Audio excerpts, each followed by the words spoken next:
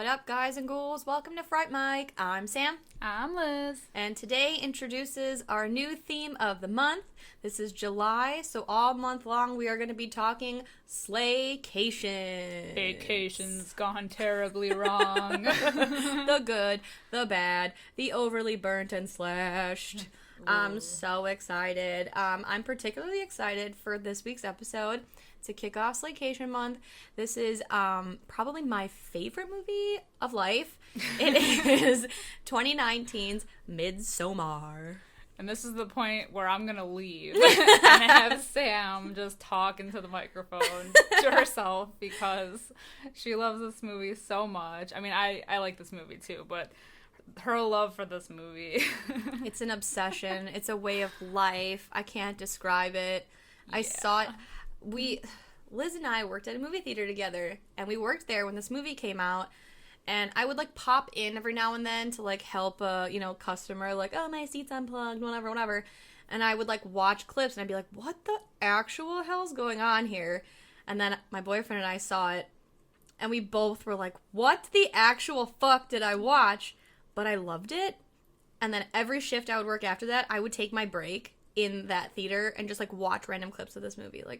I was supposed to go with you guys, I remember, but I think I was sick or something, and I remember doing the same thing that you did because I didn't see the whole thing in theaters. I didn't watch this movie until after it came out.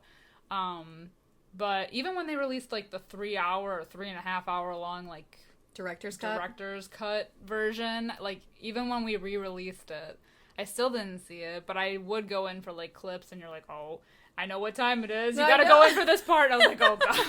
It was really sad because the theater display, it would say 91 minutes left of the movie or whatever, and I'd be like, oh, this is when this happens, or 67 minutes left of the movie. I'd be like, oh, and now this is what's gonna happen. It was that. The obsession was that real. You knew the timestamps. I did. I knew the timestamps. So this might be a little bit of a longer episode than usual. I'm not really sure, but based off of her excitement alone and the amount of notes I see in front of her, grab a 3-course meal.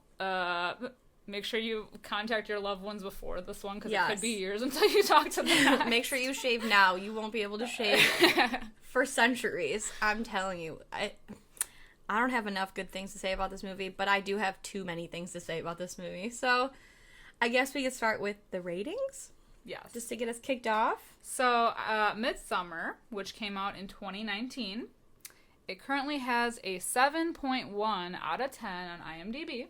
And an 83% on Rotten Tomatoes. Okay, so pretty solid. Pretty high. I was curious to see the score of Midsommar versus Hereditary. Yeah. And Hereditary is just a little bit higher. I think it's at a 7.3 out of 10. Because I just wanted to see how it fared. Right. Because these movies are both directed by Ari Aster. Yeah. And they're in his style, but also completely. Because I know we talked about that in our Hereditary episode. Where we were kind of talking about the difference between the dark and the light and how he still has his signature little themes throughout both, but I mean it's interesting to watch a horror movie that takes place during the day. Yeah.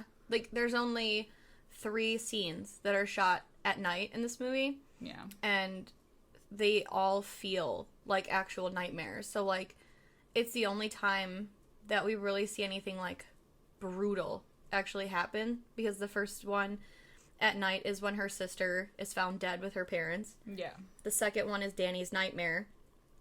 And then the third one is where Josh, he sneaks out to take pictures of the Ruby Rotter, and he gets knocked over the head. Right. And then dragged out by that guy. Right. So I feel it's really the only time we see brutal on-screen things, I guess, minus the Etishtupa scene. Or anything after when Christian finds everybody else at the end. Yeah. Which just kind of happens one after the other. It's you don't really see a lot of the things happening until you see the aftermath of it. Yeah.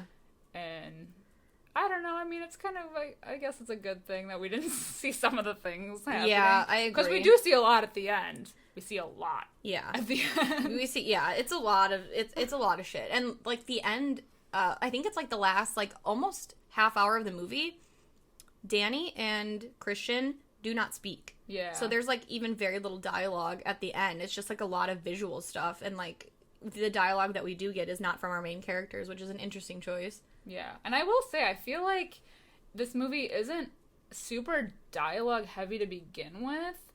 And I feel like that's really interesting because I think that puts more pressure on the actors to, like, really act. And I think these actors in particular, especially Florence Pugh, yeah, do, like, a really good job at, like, showing her emotions and her, like through her expressions. Yeah. Yes. Especially the last, like, part of the movie when she's staring at Christian trying to decide between him and another member of the Horga, like, to sacrifice. Just her facial expression alone. She never says anything, but you know exactly what she's feeling, what she's thinking, like, everything is spoken through her face. She's so good at it. Yeah. And the opening of this movie actually it has that mural that comes up, and it literally tells the story. Yeah. From the beginning. So, like, if you haven't seen it before, you might not know that it's going to be telling the entire story, but, like, spoilers. Yeah, oh my god. They do it a couple times, though, too, because even when they get there, they have that, like, tapestry that they kind of pan across, and it tells, well, at least one of the stories. Yeah. The main part of the story, but it tells the story of what is about to happen. Even, there's, like, tiny little things, too. Like, I'll definitely mention them as we go through it, but, like, there's, like, flowers depicting Danny, like, so many things depicting Danny's, like, rise to May Queen. There's, so many symbols with, like, Christian becoming the bear, like, you know, we've talked about it in the Hereditary episode, but it's so obvious. Hereditary feels like a nightmare. Like, it's dark. You feel wrong. Like, it just feels inherently wrong, and you don't know, like, why it's wrong. Kind of like in a nightmare, you don't really know that something's wrong. Right. You just feel it, and, like, this is more like a fairy tale. Like, everything happens, and it's, like, everything is foretold, like, in a fairy tale, and there's symbolism, like, in a fairy tale, and it's very light, and in the sun, like a fairy tale, and like a fairy tale, it's got dark, what is it, like, material. Well, it's, like, underlying sinister light. It's like those, Yes. like, original fairy tales. Like the Grimm fairy tales. Yeah, where it's not necessarily the story that you were told as a kid, but, like, the original version or the Grimm version is a lot darker than what everyone was told as a kid. Exactly. Like, Ariel dying and turning into sea foam, or Cinderella's stepsisters getting their eyes pecked out and cutting their feet off, like... Not exactly child appropriate. Right. Some fucked up shit. But shall we jump into it? Yeah. Let's do it. Like you mentioned, the movie does open. We get, like, a shot of a mural, and it depicts basically the 4 seasons and kind of what we're going to be looking at in the movie. It's a retelling of the movie in symbols. And like you said, you don't really know what you're looking at until you've seen the movie, and then you can go back and look. But right now it's the 4 seasons, and then we cut to shots of nature. It's very dark. It's very gray. It's snowing. It's sad. It's depressing. It's dark. It's dark. It's the darkest part of the movie. It is. So we're in wintertime, and we do meet our protagonist, Danny. Danny. She's calling her parents, and they do not answer. They are asleep. She's leaving them a voicemail, and something that I've noticed upon watching this a billion times, I was telling you before we started recording, this movie focuses a lot on the number 9. So the first 9 that we get is she's leaving her parents a voicemail, and we see the seconds counting on the answering machine, and we get to the number 9 before the camera pans away from it. And while we do pan away from it, we see her parents are sleeping. We can see them visibly breathing. And then we do see a photo of Danny next to their bed, and behind Danny there's an arrangement of flowers. Which is more interesting. Symbolism. Right, because she will eventually become May Queen. So wear the crown. Exactly. There's a lot of symbolism in this movie. There's so much symbolism. It's ridiculous. Yeah. After she leaves them a voicemail, she tells them she's worried about her sister Terry. We do see, like, a bunch of IMs between them. basically the last one from Terry. It says something along the lines of, like, I can't anymore, everything's black. Mom and Dad are coming too. It's like this alarming email. Yeah. Because then we find out that her sister's bipolar and has, like, a history of, like, these, like, dark thoughts. I don't know if they necessarily say that she's, like, suicidal, necessarily, but she has, like, a mental illness, and that's what worries Danny. And it seemed like, based off of, like, when she calls Christian to kind of tell him about that dark things have happened before to make her feel like she should be concerned. Right.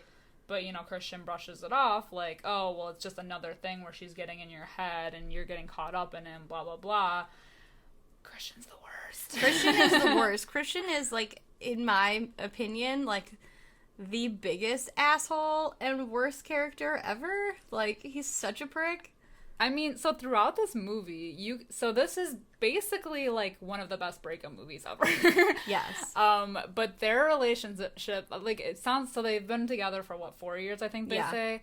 But he is, like, you learn through a conversation with his friends that he has been wanting to end their relationship for so long, but he, like, doesn't seem like he knows how. And so he's, like, so not into it anymore, and she's just, like, grasping on. And it's terrible. So painful to watch. It's like two people that don't want to be together but don't want to not be together too. Like, because he even says, like, when he's with the guys, like, well, like, what if I break up with her? Like, what if I want to get back with her? And they're like, you don't want to get back with her. Like, he's just stringing her along, and she just is so hopeful that maybe there's something left, and she's just, like, hanging on, and it's, like, horrible. Yeah. It's so horrible. They'd rather be miserable together than alone. Yeah. And it's, like, so sad because they're both, like, dragging each other down. Yeah. Yeah, so like you said, Christian's like, oh, you know, she does this all the time and you let her do it, so, like, whatever, just shrug it off. And while Danny's talking on the phone, like, with a friend about, you know, everything, she gets a call from an unknown number, and it cuts away, like, we don't see her answer it or anything. So we cut back to Christian, who's talking with his friends. So it's Pele, who is from Sweden, and he's the one that is taking them back to his village, the Horga. Josh, who is, I think he's Chidi from The Good Place. Yes. And then we've got Mark, who's played by, I call him Eyebrows. I don't remember his real name. Eyebrows McGee. He was in We're the Millers. Yes. He's the guy with the eyebrow. He was in, what's the other one he was in? Black Mirror, Bandersnatch. I didn't see Bandersnatch. Don't. That's what I was told. That's why I had to. Yes. But he's the Eyebrows guy. So these are his friends. And, you know, they're talking about the breakup, like we said. And they also talk about how they plan on going to Sweden in June. So we kind of, like, as an audience, are being let in on how this is the winter time. We've obviously seen it snowing. They're talking about going to Sweden. So this is already a plan set in place. They're going to Pele's village. Danny calls Christian again. They keep saying, like, oh, don't answer it. You're, like, a battered wife, you know, whatever. You're, like, don't answer it. Well, he does. And all we hear is Danny's, like, horrible wailing. It reminded me so much of Toni Collette in Hereditary's wails when she finds out about Charlie. Yeah. Thank you. And, you know, just hear, like, no. Ugh. We find out why. The fact that he, even when he's approaching her building and he knows, like, shit, I definitely can't break up with her at this point. Yeah. Oh, God. Even, like, the way he's holding her to, like, console her is just so, I don't know. It's so I feel cold. like it's so cold. He, like, definitely is like, well, like, he's only thinking of himself.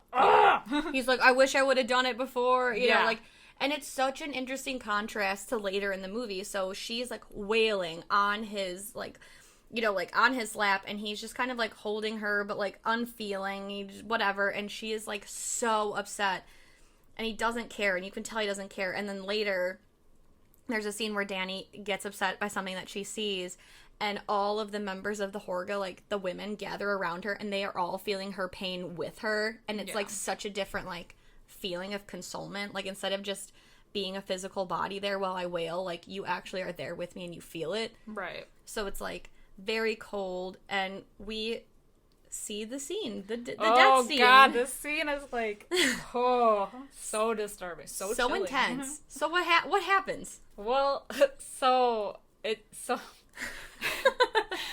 her sister basically took like I don't even know what the pipe is called. Right, they're like tubes. I don't even know. She took like tubing and hooked it up to like the car exhaust and had it go throughout the house, and obviously filling the house and killing her parents from the carbon monoxide.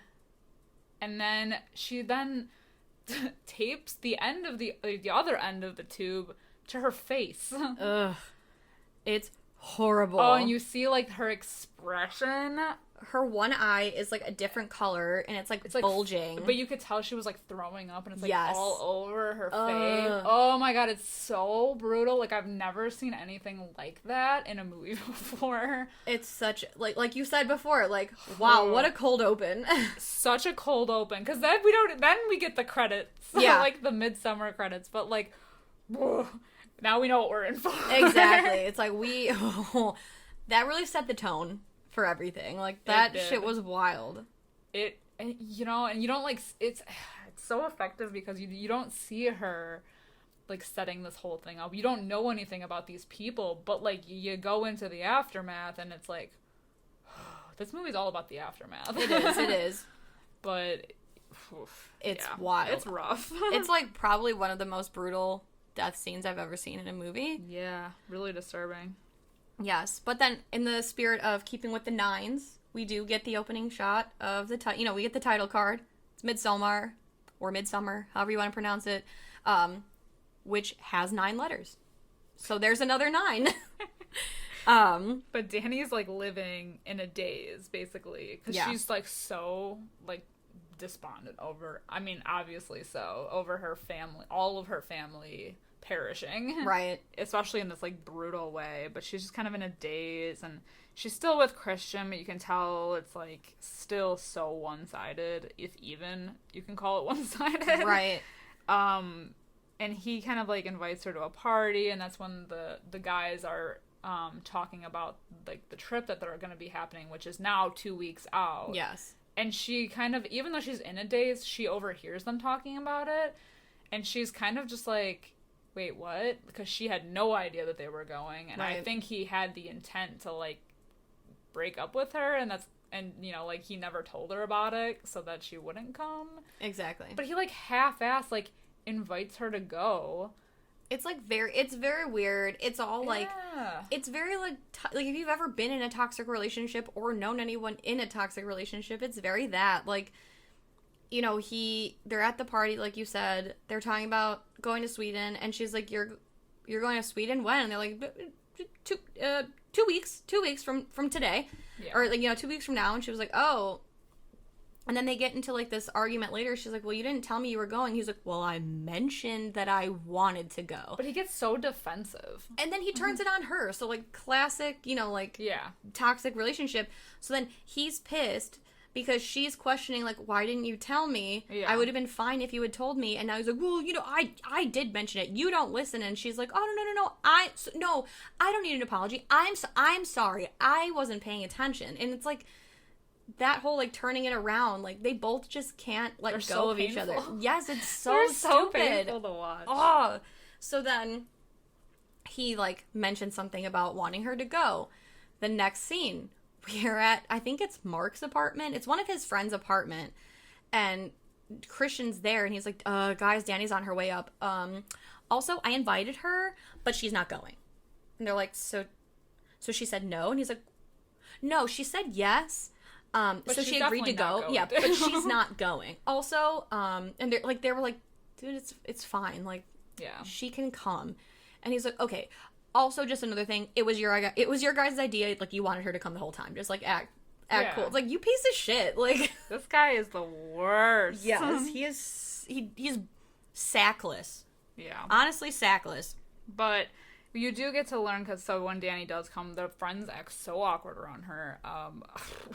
Yeah. But Pele kind of tells her about the celebration that's taking place and why they're going and why he wants to bring his friends there. And again with the nines, it's a celebration that happens in his village that takes place every 90 years, and it's 9 days long. Yes. Also, wait, I wanted to, like, backtrack really quick. There were two things that I wanted to mention before. So, with, like, the symbolism thing, when we are with Danny, like, after everything happens, we see a photo of her in her, or, like, we see, like, a painting in her room, and it's of a girl in a crown kissing a bear. So, like, later we do know that she's crowned May Queen, and Christian is put in a bear suit, so it kind of symbolizes both their fates. But also, I just thought this was really cool, the shot, so, like, when Danny and Christian leave the party and have that argument at his house, they come into the place, like, into her place, and Christian goes off camera and sits down, like, at a desk. The mirror. The mirror shot. I was thinking about that, too. It's so dope, because they're both in the shot together, and they're next to each other, but he's being seen through a mirror, and we see her physically, like, so... head on. Exactly. So, like, it shows that we are with her, we are on her side, because we're there in person with her, and we only see a reflection of Christian, and also it shows how, yes, they're together, in the shot, they're next to each other, but he's a reflection and she's real, so it's like, they're together, but they're not together. Like, right. They're separated. Yeah. Anyway. It was a cool angle. It was. But yes, like you said, it's a thing that happens every 90 years for 90 days.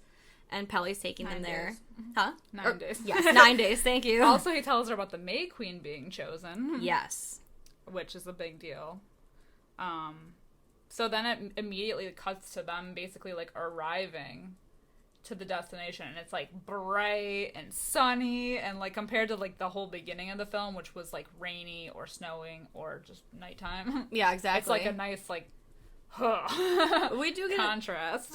We do get a cool transition shot there, too, because Pele mentions how he's, sorry for her loss. He lost her parents, too. This is the first time that he mentions that he lost her parents, or lost his parents as well, and she, like, freaks out, and she's like, I'm gonna go to the bathroom. And when she runs off camera, like, to go to the bathroom, it, like, transitions, like, above her, and we see her coming into the bathroom, and it's the airplane bathroom. Yeah. So, like, it's a cool, like, transition shot to get us to Sweden, and it shows, like, she's still, like, in an unstable, like, yeah, she's headspace. Definitely not okay. Like, yeah.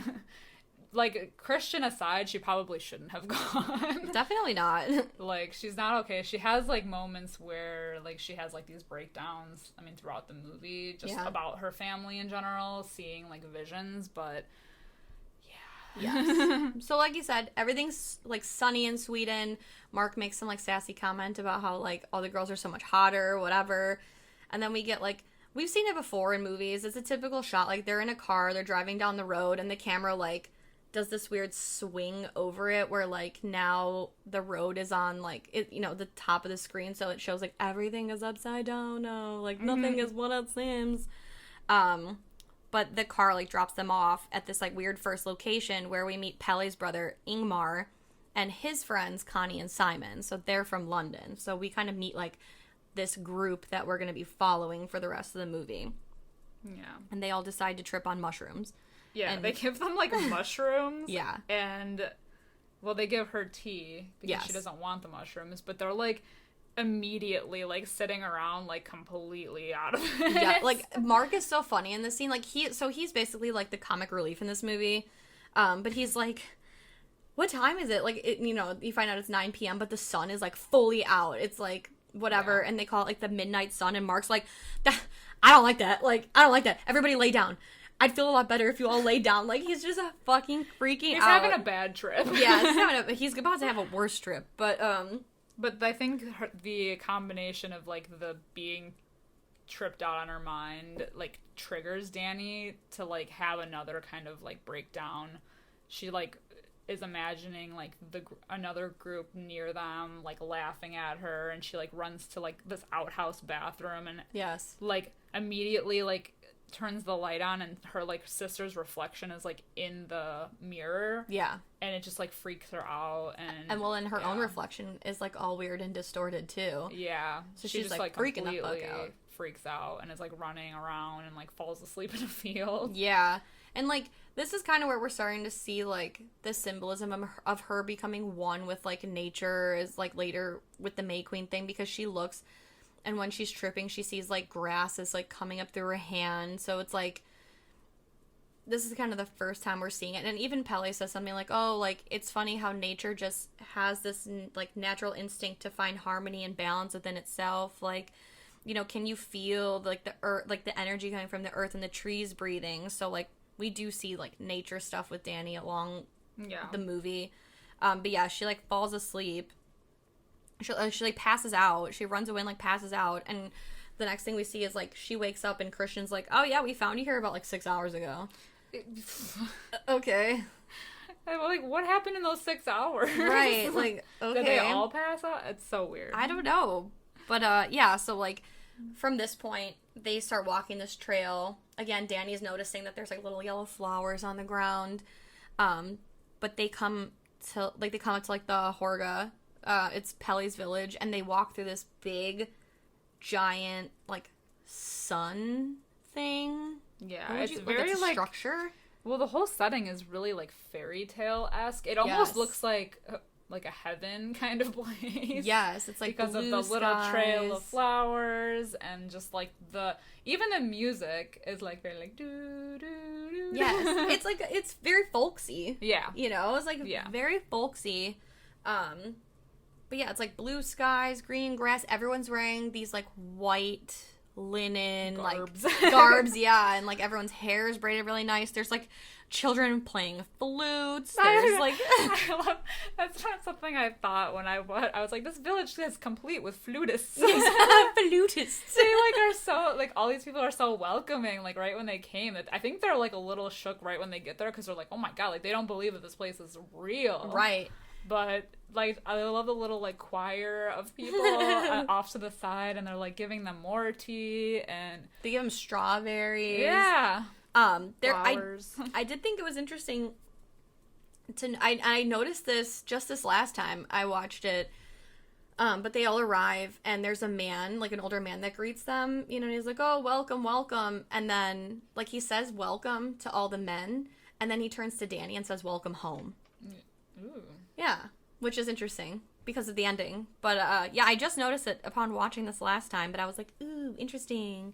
Yeah. But yeah, so, like, everyone's kind of, like, getting their bearings and introducing themselves, and this woman, Civ, who's, like, a leader of, like, all the ceremonies, it seems. Like, she's, like, a big player in this. She kind of gathers everyone around the stage that's kind of, like, in front of the giant maypole, which is, you know, on, like, every poster for the movie. But she starts speaking in Swedish, and there's no subtitles for the Swedish, which I think is made to make you feel like you're kind of isolated, like we're the outsiders, because then she does switch to, like, speaking English for people who don't speak Swedish. And she kind of explains, like, what you were explaining before, Liz. Like, this happens every 90 years. They're going to have a 9-day feast. And then she gives this... Like a toast. Yes. And she gives these, so you see, like, an older man and an older woman, and she gives them each, like, a torch, and she says, this high my fire, no higher, no hotter. And then she does this weird thing where she, like, shouts in Swedish, and she says, like, something about, like, this, you know, spirits going back to the dead. And when you're watching it for the first time, you're like, what the fuck? But then you realize upon, like, second and third viewing, she's basically saying, like, they're 72, they're, like, fire or life won't go any higher. Your fire's not going to burn any hotter. You know, you're not going to get any older. You're going to go back to, like, the spirit world, you know, and the dead or whatever. So it's all symbolism for what's going to come. Yeah. Foreshadowing. Exactly. And then this is the first time we get that, like, auditory cue. So in Hereditary, there was that auditory cue of Charlie clicking with her tongue, that thing. Mm-hmm. And then we cut to a clip of this girl, Maya. She's a redheaded, like, young girl in the village, and she's looking at herself in the mirror, and she does their auditory cue in this movie is the breathing thing. So they go, so she does that, and then, like, skips outside and, like, makes googly eyes at Christian. I was gonna say they're, like, line dancing, and she just, like, kicks him. Yeah. Like, it's like a playful kick, and she's, like, making eyes at him. She's making them googly eyes. But then so another thing, this movie is all about symbolism. I'm so sorry. This is going to be a million years long. But Simon and Connie, they ask what these kids are playing, and Ingmar says, Skin the Fool. And they're like, oh, that's weird. But it's interesting because, like I said, Mark is the comic relief in this movie. And later, we see his... So, spoilers, Mark dies. If it's a spoiler for you, why are you listening to this? But he dies, and he ends up getting skinned. And then in the final act of the movie, when we see all the bodies being put into the yellow, like, house, like the temple, Mark's skin is stuffed with straw, and they put a jester hat on him. So I don't know if this was foretelling of an actual ritual they do of skinning the fool. But I thought that was interesting. Yeah. It makes you wonder if Pele, he knows his friends. Yeah. So he might have, like, suspected that maybe that, like, he knew what their roles might be come the end. Yeah, because it seems like they are supposed to bring outsiders to fill specific needs, because they do need to sacrifice for outsiders. Yeah. So... And because we don't know anything that's taken place, like, at other festivals previously, it does make you wonder because of their props. Exactly. The jester hat, like, what? Is that something that happens every time, or just because of the, you know, I don't know. Exactly. So, from here, then we do see, Pele gives Danny a drawing for her birthday, because she does happen to mention... before they even get to Sweden, that they'll be arriving on her birthday, or like a day before her birthday. So it shows you Pele is interested in Danny. Like, he's remembering these things about her, whereas Christian, who is her boyfriend of 4 years, has not acknowledged that it is her birthday yet. Because he's a scumbag. Yeah, he's a piece of shit. And then she's like, oh, well, you know, because she does mention that Christian forgot, and Pele's like, I'm sorry. And she's like, no, I forgot to remind him. Yeah. It's the most toxic thing ever. So stupid. Can't. I know. So then they go for a walk. They're kind of looking around the Horga, like the village, and they do see, like, it's a triangular yellow building. Teepee. Yeah, the golden teepee. And Christian's like, what's that? And Pele says it's kind of like a sacred temple. No one's allowed in. Yeah, and he drops it, like, immediately. Yeah, immediately. And he's like, I'll show you where you guys are sleeping. And then this is like you mentioned the tapestry earlier in the episode, Simon turns to Ingmar and was like, oh, no one's going to address the bear then? And Ingmar's like, it's a bear. Like, he says it like, you don't just have a caged bear? Yeah, like, where you're from? Like, overall, this place doesn't seem, like, sinister, but there are strange things that were like, okay. Right. You know? So they have this random bear in a cage, and then... they are asking what this, like, mural is, and Ingmar basically tells them, like, oh, it's, you know, it's like, it depicts a story, right? So we see these drawings that are all over the village, like, they're all over the building where everyone sleeps, and it shows a girl who falls in love with a boy, so she puts, like, a love rune with, like, she makes it with flowers, and she puts it under the guy's, like, pillow or bed. And then she puts pubes in a pie, and she puts her period blood in a drink, and he eats and drinks from these things, and then he falls in love, and, like, basically falls under her spell. How romantic. I know. And the drawings are so good. Like, and it's one of those things, like, you are seeing this mural, and you're like, this will happen at some point. Like, it is just so obvious foreshadowing. Yeah. He also makes that weird, Pele, he makes that weird comment about their, like, lifespan and, like, because I think Josh is the one that's doing his, thesis on their travels, and so he's kind of asking him a lot of questions throughout the movie, but he does make the comment about, like, oh, like, what, you know, how old, at what age do you do this and this and this, but Pele makes that weird comment about, you know, from this age to 72 is, like, whatever. And they're like, well, what happens after 72? And he doesn't really, like, go on from that point. Right. Yeah, so he says that, because he shows them where they're all sleeping, and Pele's like, yeah, we sleep here until, like, everyone sleeps here till they turn 36. And so that's what prompts Josh to be like, well, what happens after 36? So Pele explains that their life cycle, they believe, is, like, the 4 seasons. You know, he explains that everyone's a child until 18, which is, like, the spring of their life. 18 to 36, they go on a pilgrimage. So that's, like, the summer of their life. 36 to 54 is their working age, which is, like, a fall. And then 54 to 72 is when you're a mentor. So that's, like, the winter of your life. And like you said, Danny's like, well, what happens after 72? And Pele kind of jokingly mimics like his head getting cut off, you know, like runs his hands like across his throat. Yeah. And she laughs. Oh, but we're not gonna be laughing soon though. Okay. Because the next day is the feast with the elders. Yes, and oh boy. And they do like this weird like breathing exercise, like kind of like in the beginning. It's just like the cue. And then, I mean, the scene is a little drawn out because it's like very quiet and just very like reflective, and we don't know what's going on. We just see like these two elders approaching the table, and like they're eating and everything, and then I feel like, oh god, what happens after is it's like so crazy.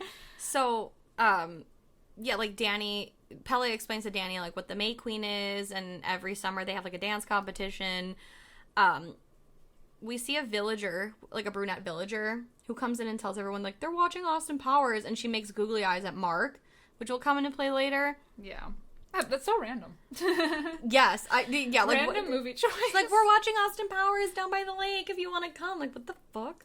I'm just curious to know if they have like a DVD collection or like VHS collection, right? What their setup is, because it's literally like a village in the middle of nowhere in a field. So you would think like they're not very like up to date, like I don't know, like Amish almost. Yeah, you know, like they don't have electricity. Everything right. is by candlelight, but they're all like the random part where the girl's like, yeah, they're gonna go watch, you know, Austin Powers. Like, huh? Right. So then, like, Christian. This is where we see like Christian.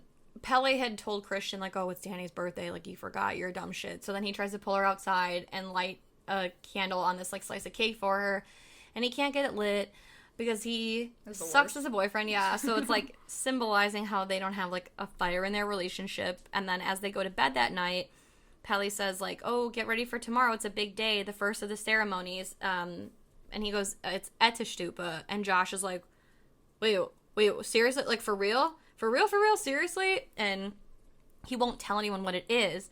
And Danny's like, is it scary? And he just like smiles at her. Yeah. Like a piece of shit. Because he knows that she just lost her parents, and if he knows what the Etishtupa is and knows that it's like real, it involves what it involves, like why wouldn't he tell her? Yeah. He doesn't really let them in on a whole lot in this movie anyway. But I think that's supposed to be. I mean, if he had told them what what was going to be taking place, I mean, they would be on the next car ride out. True. So, like you said, the next day it's like very weird. They all go and sit down at these tables, and the tables are always like arranged in the shape of like a rune, because they do mention that like they learned the runic alphabet there. So the tables are like oddly shaped, and these girls are like placing, like they're walking backwards and like putting flowers down, and Mark makes that comment. He's like, those girls are walking stupid. You know, he's such a dipshit, but it's like really weird because they're all standing and they're like, how long do we have to stand? And Pele just says like, oh, until it's right. And you see those the older man and woman from before, and like you said, they approach the table and they sit, and then everyone all sits at the same time, even though like not everyone is looking at each other. There's some people that have their backs to one another, so it like kind of shows how they all have like this weird like hive mind, like one mind mentality thing. Mm-hmm. Like they're all one. Then the brunette girl, she makes eyes at Mark again, and Danny learns like that the babies are raised by everyone in the Harga, or the Horga, to like then further drive home the point that they're all kind of like one together, one family. And then like you said, like the elders, they do that weird breathing thing, and it's a very long, drawn out thing. It's so long. The scene is so long. It's very long. In an already long movie. Well, then they get carried away on these like chair throne things, and they get carried all the way to the top of this mountain where the palms of their hands are cut, and they like run them down these like rune stones. Yeah, so the first time I ever saw this scene, it's like nothing other than the like cold open. It's like nothing so far has happened that's crazy at this place. So like you get the sense that, like, oh, like, you kind of know where this is going, and when it happens, they don't cut away. They do not cut away, period. Because our elders take turns jumping off the cliff. Yeah. And Mark is not there for this, by the way. I did not notice this until I just watched this again to take notes. But he's like, I'm tired. I'm going to bed. So they all, like, are standing at the bottom of this cliff where there's, like, a little platform below. And, like, the woman goes up first, and she's, like, she looks at the sky and then looks at Danny. And in that moment, like, all the sound is sucked out. And we just, like, are with her. And the woman just jumps, like, just belly flops off, and her whole face is smashed. She is so dead. Below. On a rock. And they show everything. It's so brutal. Oof. It's so brutal. And, like, chef's kiss. Oh my god, compliments to the chef. Jesus. And, like, the camera work is so good because, like, all the sound is sucked out except, like, Danny's breathing, and, like, all the edges, like, around Danny are, like, blurred except her face. Like, we're definitely with her in that moment. It's like a good way to, like, not emote, but, like, show something surreal happening in a movie. Like, if we were there and we witnessed this, like, we wouldn't believe what we just saw. Right. And so, like, that in that moment when the sound cuts out and you just hear the breathe, it's almost like when something surreal happens in real life and you're exactly. like, okay, what? And even everyone that's watching, like, that's new, you know, like, our, like, Danny and her friends and their, you know, Christian and all them, like, they don't believe what they're seeing. Right. So it takes them a minute. Exactly. So then the man jumps, and he fudges it. So, like, the woman just, like, straight up belly flops, and she kills herself successfully. The man, he just kind of, like, takes a step off, and he fucks it up, and he's laying there, and he's, like, kind of gurgling, but his leg is broken, and he's still alive. So then these members with the giant hammer, I don't know, giant mallet? Yes, exactly. It's like a giant meat tenderizer. They just take turns whacking him in the face, and they show it. They show everything. Everything. It's so... I don't know what Ari Aster's obsession is with fucking, like... Head trauma. Head beatings, head trauma, like, face smashing. It's crazy.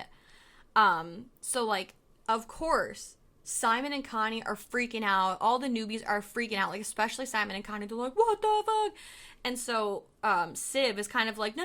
Like, this is a custom, and it's a great joy for us. Instead of, you know, waiting till we're old and we're useless and, like, suffering, we recycle our life and we give our life back. It's, like, the greatest joy. And, you know, it was a great joy for them. It'll be a great joy for me. And they're like, no, like, nope, this is fucked. Like, y'all are fucked. And they, like, storm off. And, understandably so. I would have the same reaction. Yes. So, like, everybody's kind of, like, headed back to the village. They're in all... shock. Yes, like, straight up stupefied. And Mark comes out of nowhere, and he's like, of all the things that you let me sleep through, like, this is the thing. And then we get this... I don't want to say it's, like, a boring scene, but it just shows, like, how shitty Christian is. So, like, they all came here knowing that Josh was doing his thesis on not just the Horgas, but, like, European midsummer traditions. And now Christian has, like, a private conversation with Josh where he's like, so I need to talk to you. More like tell you. You know your thesis? I'm going to do it too. I'm going to do it on the Horgas. And Josh is like, you're a piece of shit. I hate you. This is stupid. You're a bitch. So then... But they have to get all the permission to do all this because this village is so private. They have to talk to Pele about it, who has to talk to the elders about it. Exactly. And then we hear it. We don't see them saying it, but we hear Connie and Simon off screen saying, like, we're leaving tomorrow. Like, tomorrow, we're out of here. We're gone. Good move. Exactly. So, we see Danny, and she's packing her shit also. And Pele comes in, and, like, they're alone. And she's like, Pele, thanks for inviting me. I can't stay. I gotta go. This is fucked. Like, I shouldn't be here. Why am I here? And he's, like, trying to calm her down. He's like, please, like, sit with me. And he was like, I was so excited to bring you here. Like, bring my friends here to see. He's like, but I was mostly excited to bring you. And, like, he reiterates again, like, how he lost his parents. He says they burned in a fire when he was little. Knowing what we know about the end of this movie, do you think Pele's parents were sacrificed? Oh, definitely. Right? Because he's mentioned it twice now. Yeah. And so he says, like, he knows how she feels, like, to not have a family. But, like, he never had a chance to feel lost because he always had a family in the Horgas. And he tells her that everyone deserves a family. She deserves a family. And he, like, holds her hand. And she's like, no, like, Christian could see. And he goes, well, that's, like, my point. Like, does Christian feel like home to you? Yeah. Do you feel whole with him? And I think he's even kind of insinuating, like, it's still part of the process of him knowing, like, in his heart, I think he knew that she was going to be the May Queen. Yeah. So he's, like, kind of, like, planting the idea in her already that, like, this is your family. Exactly. Like, do you feel held? Because you don't have anything at home, like, saying, like, you don't have anyone at home. You have Christian, but does he feel like home to you? And, you know, she's like, right. So then we see, like, we see a shot of the bodies of the elders. The smash cut. Yeah, the smash cut. And we see both of their mangled faces. But they're being burned. They're being burned over a fire. So they're essentially being cremated. And then Dani takes a sleeping pill that night, and she has a nightmare of the guys sneaking out and driving away without her, leaving her there. And when she opens her mouth, exhaust comes out. And then we see her sister propped up against that rock that they jumped and, like, killed themselves on, the elders. And her parents are laying at either side, like the man and the woman that jumped. And we see, like, the guy, like, the older man, like, his smashed in face, and then, like, reforms, and then it, like, smash cuts to a shot of her parents. So it's all, like, it's a very symbolic dream of just, like, showing how she's feeling. Yeah. But it is all a dream. And we see Maya. She's up at, like, the crack of dawn, and she puts something under Christian's bed, and Josh notices. So we do know that in the near future, Christian will be eating a puby pie. He's on track. Gross. So then, because we had seen the clip of, or, like, the shot of the villagers' body, or the elders' bodies being burned, we see them pulling out, like, a tray with their ashes and dumping them out on a tree. That's, like, essentially, the tree looks like it has fallen. It's on its side. But they are pouring the ashes on there, which is very important. But then Mark pees on it. Yeah, of course. So while Josh is asking Pele what he found under Christian's bed, and he explains it's a love rune, the villager who... So Mark's peeing on this sacred tree, and the villager, his name is Ulf. Yeah. He comes, like, running up, and he is screaming, like, swearing, screaming, like, uber upset. Completely bitching him out. Yes, and he, like, Pele's trying to calm the situation down, but is basically explaining to Mark, because Mark's like, I just had to take a piss. And Pele's like, this is our ancestral tree. You don't understand. Like, yes, the tree's not alive, essentially, but this is our ancestral tree. It holds all of the ashes of all of our ancestors. It is very sacred, and you just pissed all over our dead. So. But even then, Mark is, like, not very apologetic about it. No. He's just kind of like, what? Yeah, like, he doesn't understand. Yeah. But, like, anyway, Connie is, like, gathering her shit, and she, like, Dani is in the house, but, like, off screen, and Connie's basically like, no, we're leaving. See you. It was nice to meet you. And, a male villager is like, oh, Simon, he went to the train station. We had a villager give him a ride in the truck, but there's not enough room for you in the truck, and, you know, we know you could have sat on his lap, but we don't want to, you know, disobey any traffic laws, so they'll come back for you. And she, like, calls bullshit right away, but storms off. And that is the last time that we see Simon and Connie alive. Yes.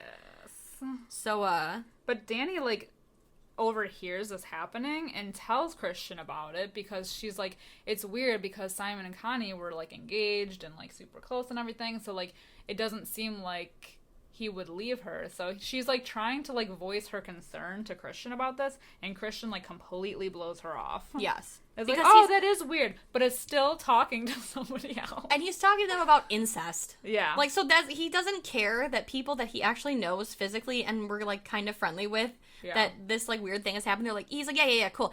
Anyway, so do you guys, like, fuck each other? Or, like, what's the incest deal? And this villager's like, well, like, yes and no. Like, we kind of keep that under wraps here. You know, like, some incest is allowed, but we bring outsiders in, mainly, to keep, you know, because we try to keep the bloodlines pure, but sometimes we have to bring an outsider in.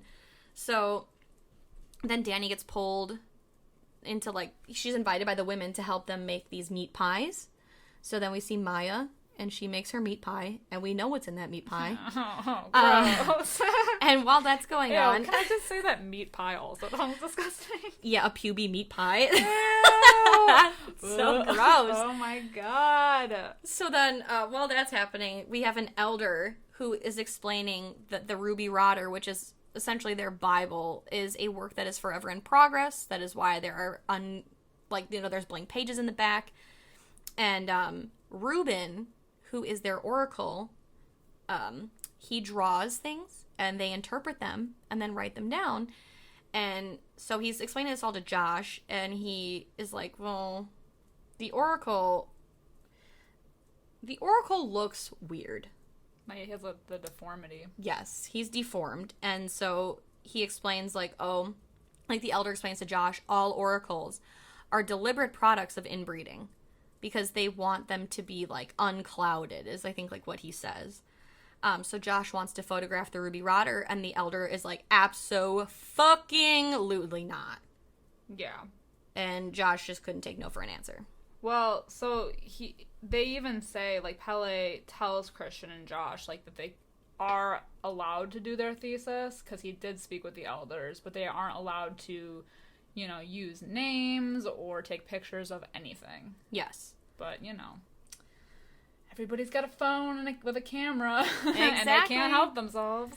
So we do see villagers, and they're loading things. Like, they're putting things into that sacred yellow temple that we're not allowed to see inside yet. And Mark's kind of, like, wandering over there, and he makes googly eyes again with this brunette girl.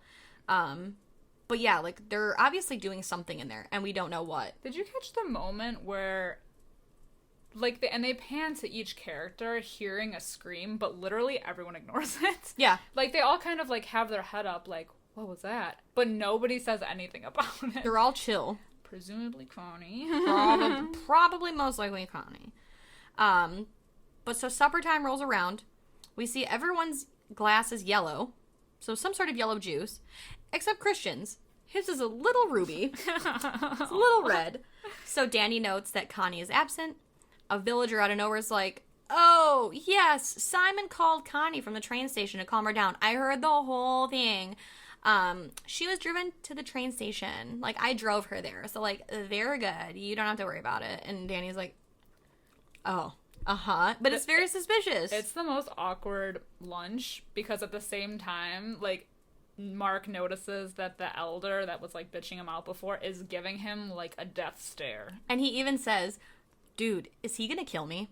Yes. Yes, Mark, he is. Spoilers. Yeah, so... He's definitely gonna kill your ass. Right. You should have taken that like, foresight that you had and, like, ran with it. But the brunette villager that was giving him googly eyes this whole time does take him away, which is like... It's a setup. I know. These people are so blind.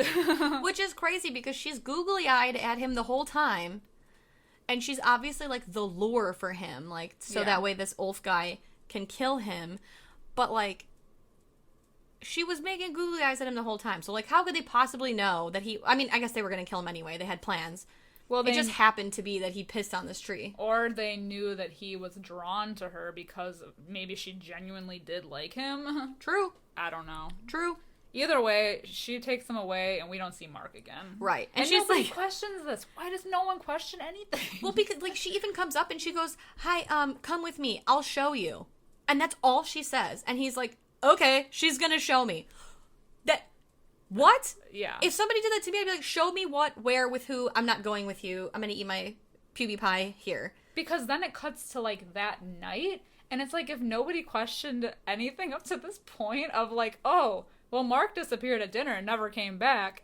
Ugh. Right. They're also, like, selfish people that they're, like, caught up in their own shit because, like, Josh is so fixated on, like, definitely trying to take pictures of this book that he needs for his thesis. Mm-hmm, yes. Nobody notices. No one notices. So, like, Mark goes away with this girl. Christian eats his pie and pulls a red pube from his mouth as Maya, like, stares upon him.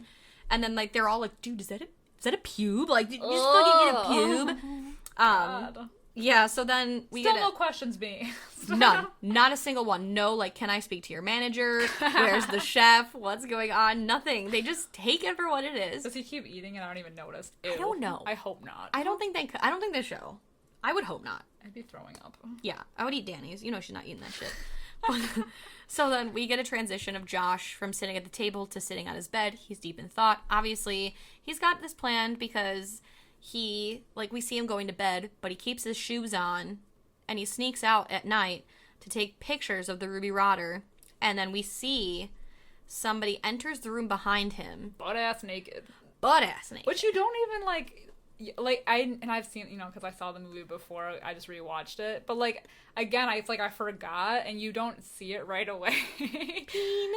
Yeah, the peen, because it's, dark, and, you're kind of, he's adjusting his eyes, and, the camera is adjusting its eyes, so it's but you just see this, figure, and it looks like it's Mark because it's wearing his face. Right. But it ain't Mark. Yeah, Josh is even like, Mark, shut the door. I shouldn't be in here. But then he notices, what's wrong because, butt-ass naked. Dude. Yes. And then, right as he starts to figure out, oh, shit, this ain't right, he gets knocked on the head with some, weird hammer.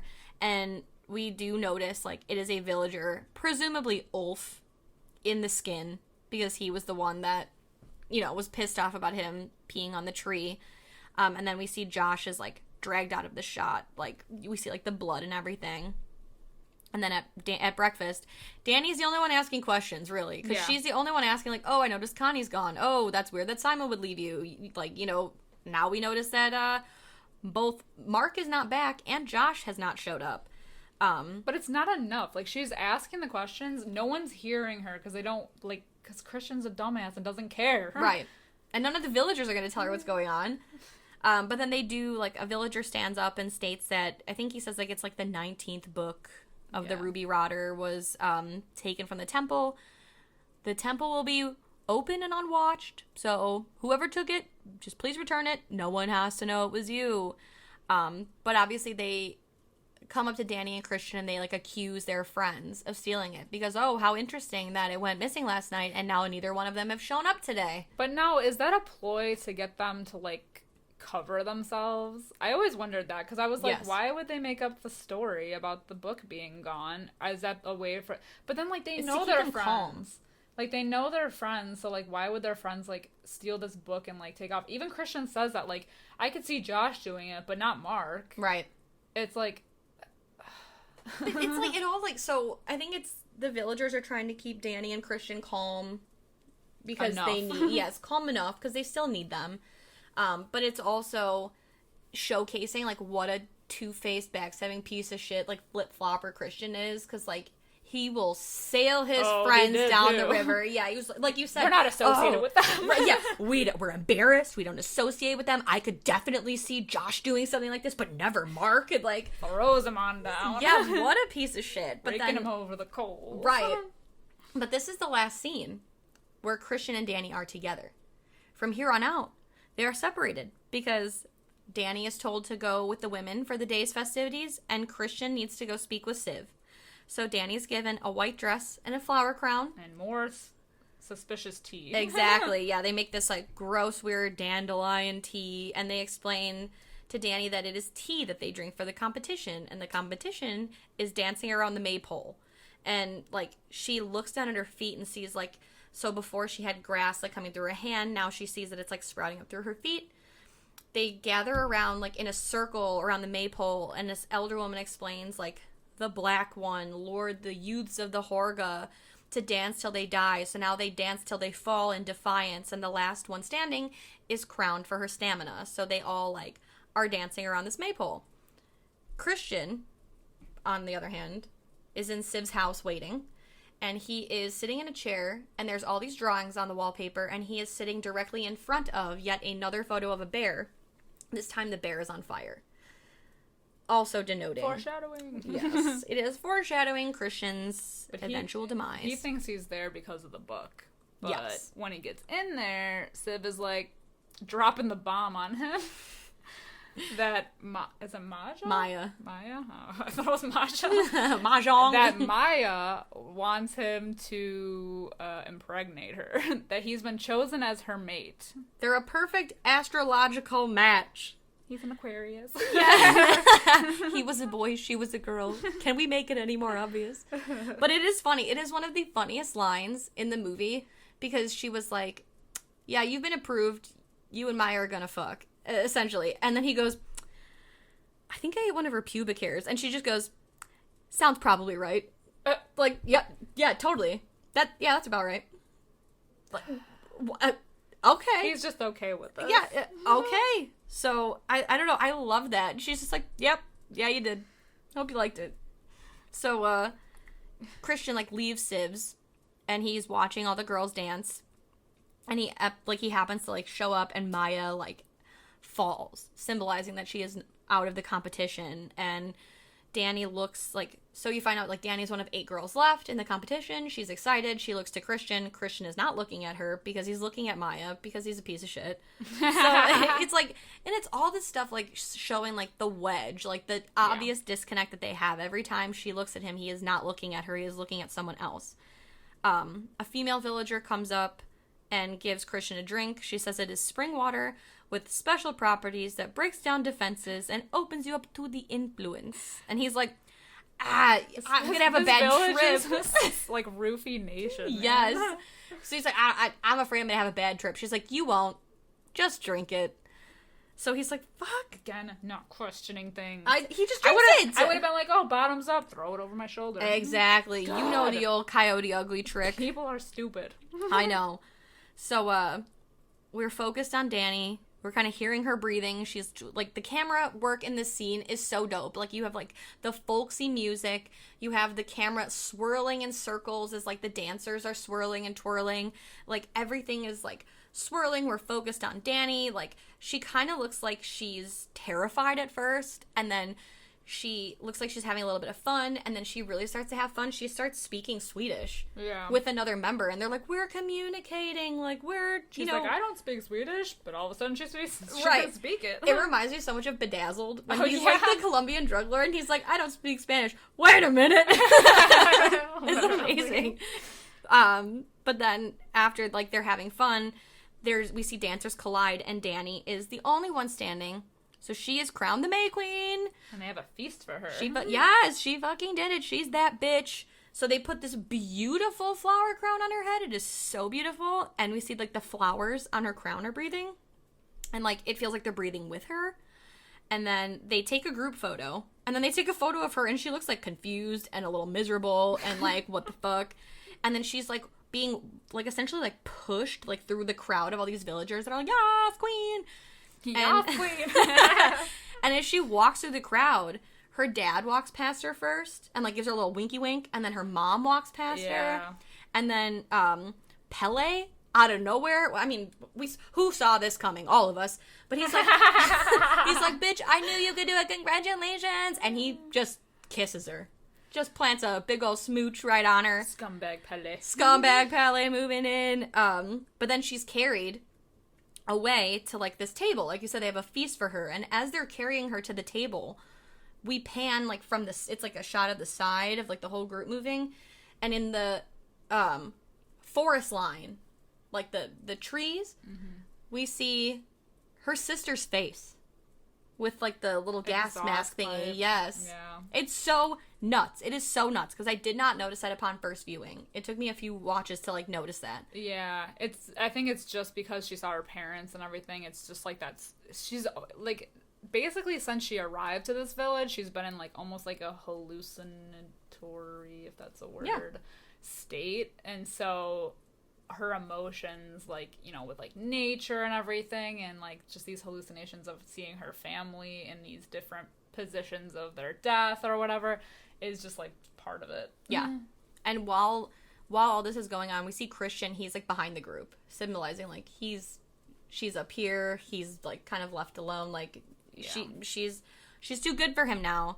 So, he just taps out. Yeah. So, like, they have this whole meal. Christian's, like, sitting there freaking out. They try to make her eat herring for good luck. She, like, spits it out, and they all, like, kind of laugh.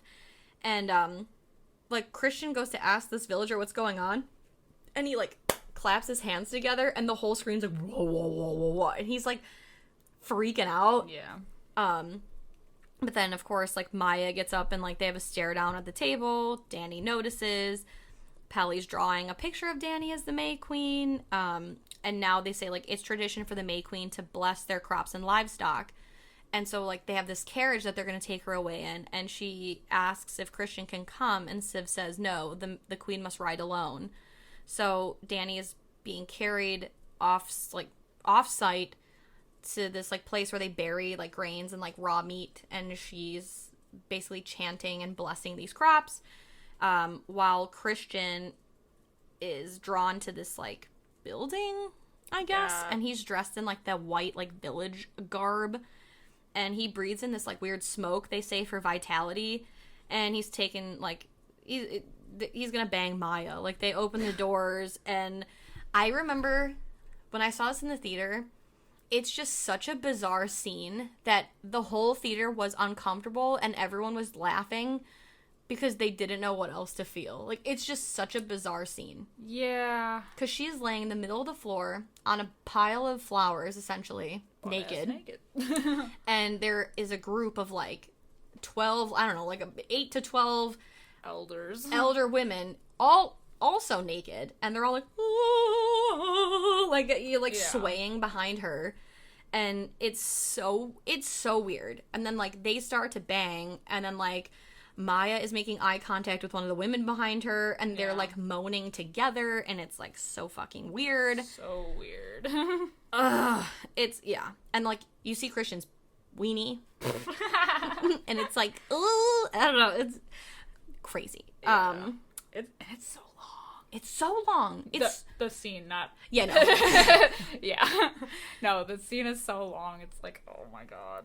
So, this whole, like, sex scene is so long, in fact, that Danny is brought back to, like, the main area, and she kind of hears, like, the, like, moaning? The moaning and chanting. It's, like, it's so weird, though, because she, like, knows right away. Like, you can see it in her face that she, like, knows that something is wrong. Mm-hmm.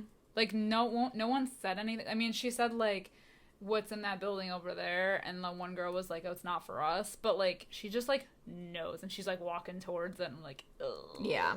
She peers in and sees the weirdest live action porn going on, and she, like, is like gagging for, you know, she's upset, but she's, you know, it's, like, crazy, so she, like, runs, and this group of women, like, runs to her and surround her, and it's, like, so agonizing because she is, like, crying and, like, gutturally crying, like, so upset, and they are all, like, mimicking her like, crying. Cries with her.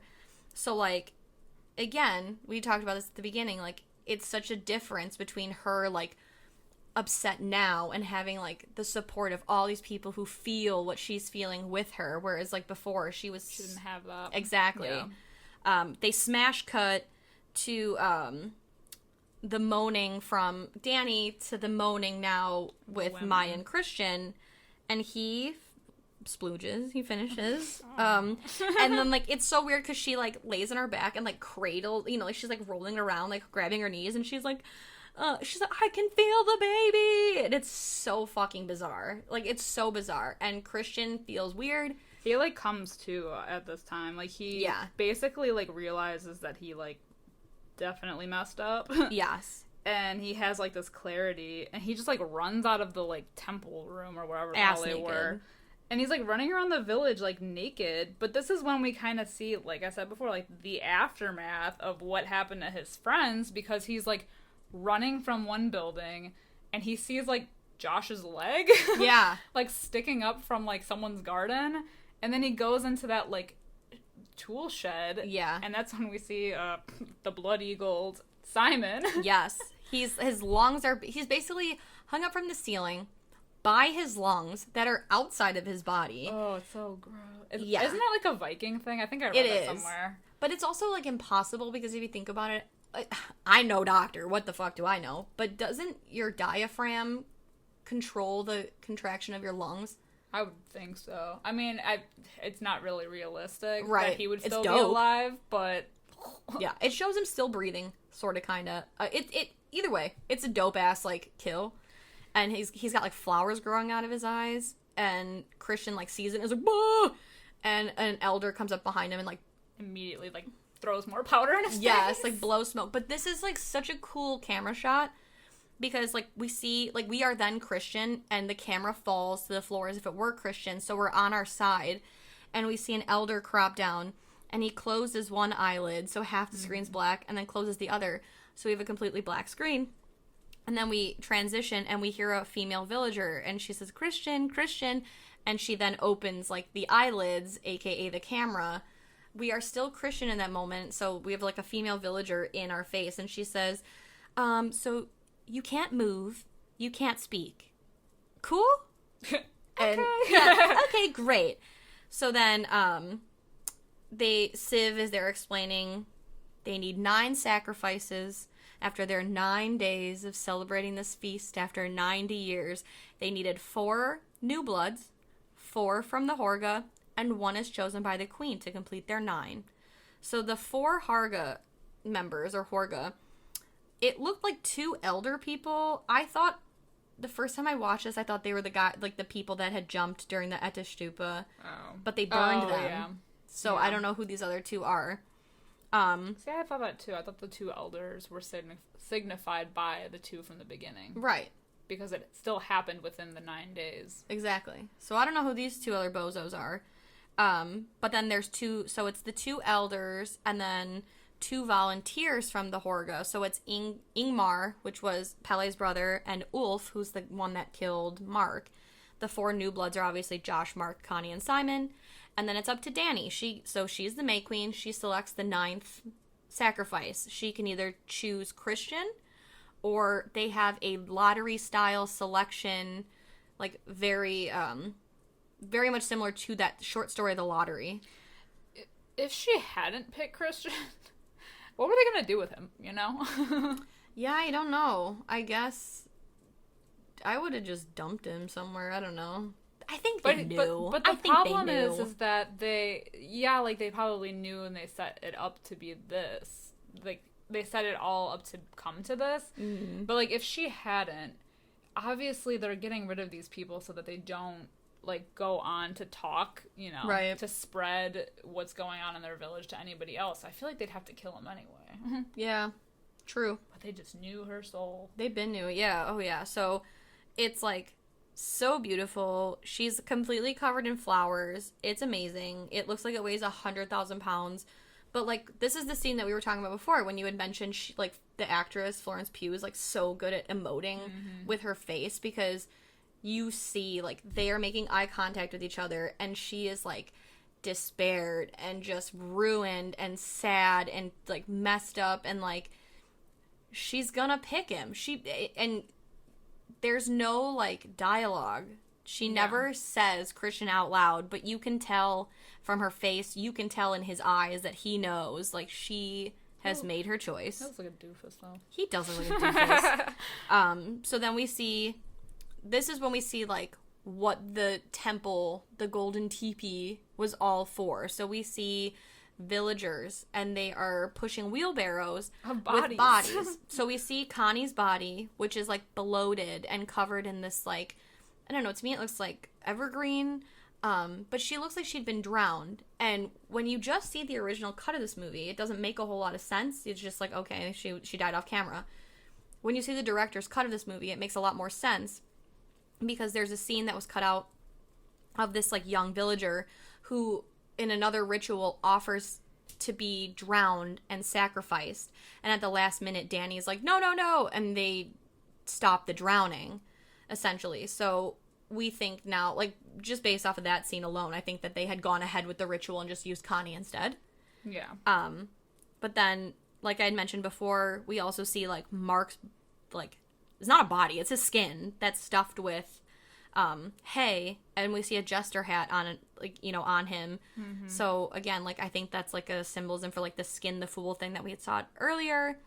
And Josh and Simon's bodies are already inside, along with the elder Horga members that had already previously been killed.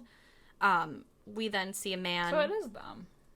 Well, it's not, because they burn those bodies and then like dump the ashes, unless they just save the... No, I was gonna say unless they save the skin, but no. I thought that it wasn't even them. I thought because it didn't even look like a body. It looked like parts of them. The Horga members? Yeah, it looked like parts of them on like a stick with hay. Exactly. It looked like they were on tree stumps. Yeah. So like I'm confused. I'm confused.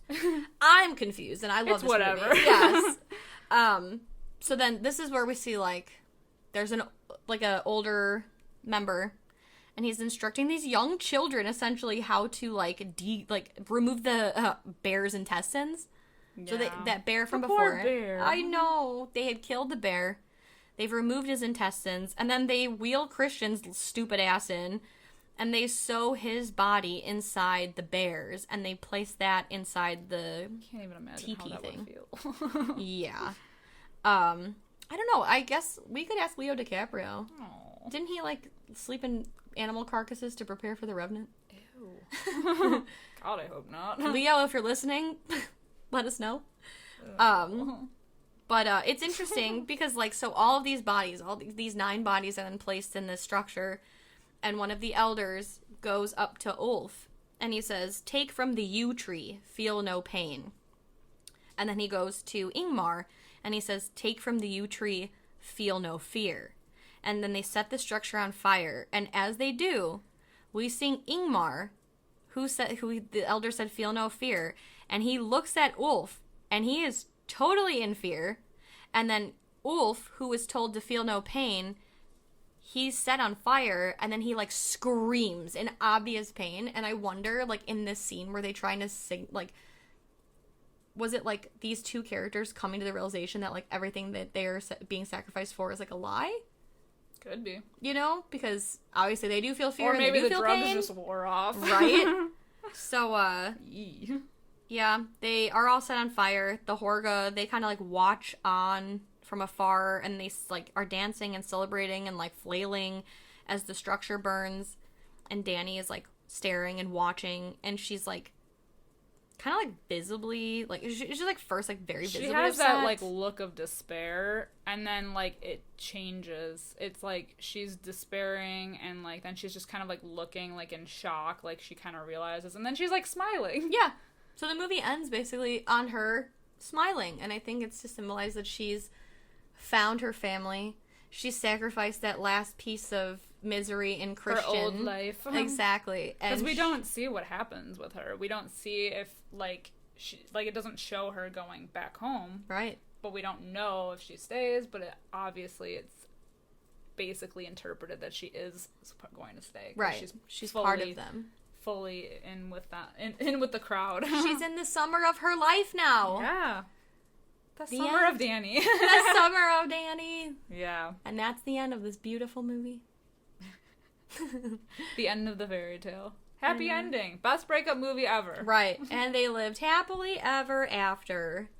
I don't even think I need to ask you what you were going to rate this movie, because I think it's clear. 5 out of 5, 7 out of 5. I'm giving it a 12 out of 5. Oh my god. How about you?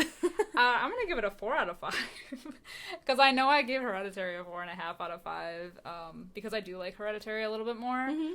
But I do like this movie. Visually, it's stunning. Yeah. It's so cool. It's a little too long for me, but it's still really cool. Symbolism is great. Acting is amazing. Yeah.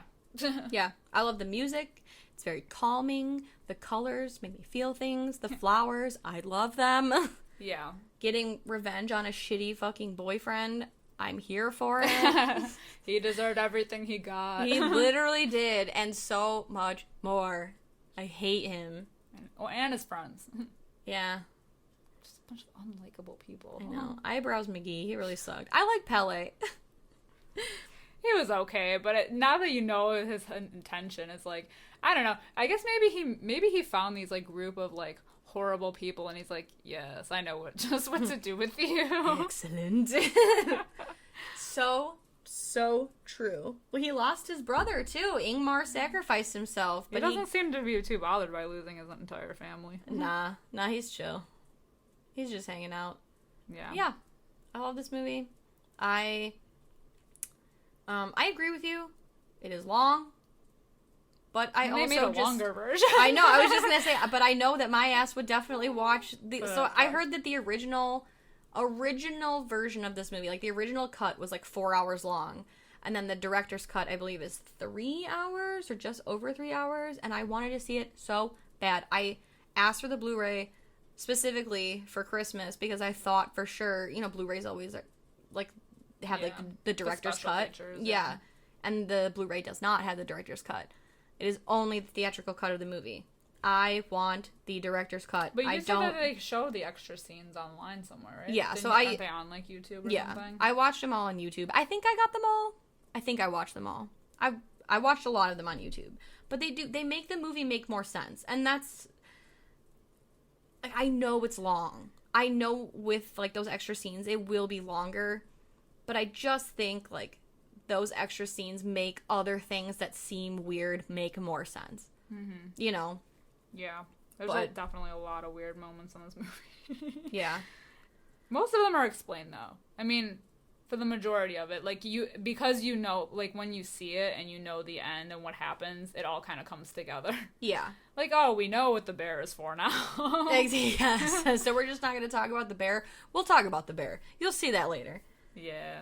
Yeah. It's a perfect movie for me. I can't say anything bad about it. There's nothing bad to say about it. All right. Now that we've talked your ear off. Literally, sorry. I know, apologies that this episode was a little long, but we're going to wrap it up. If you're still with us, thank you. And we look forward to another new episode in our SLAYCATION month next Wednesday. So excited to go on another trip with y'all. Yeah, pack your bags. Shit's about to get crazy. Exactly. But yes, like, thank you for listening. You can also follow us on Facebook, Twitter, and Instagram. We post every day, pretty much. Pretty much. All the good shit happening over there. Yeah, and if you guys have any, like, suggestions for really good SLAYCATION movies or anything like that, or what your thoughts are on Midsommar. Do you like it more than Hereditary? Do you like this movie more? Do you like it more than me? Let us know your thoughts. Yeah, let us know if you found anything interesting in the movie that we didn't talk about, or if this is something that you, like, listening to this, you are going to go back and notice more things. Yeah, exactly. So many things to unpack here. Yes. Ooh, unpack. Ooh. So many travel puns happening. More to come. More to come. But until next time, I'm Liz. And I'm Sam. Rest in peace.